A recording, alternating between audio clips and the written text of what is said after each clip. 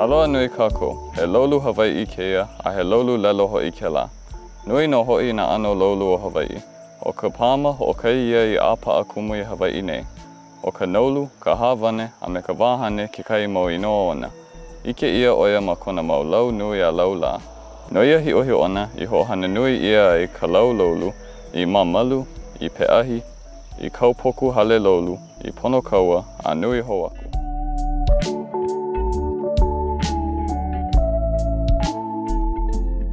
Ua hiki no ke ai ka hāwane, pepe ia ka lau, ka lā au a me ka hāwane me ke kai mau mea kanu ko'i I la au lapa au, no ka pā au a me ka ea.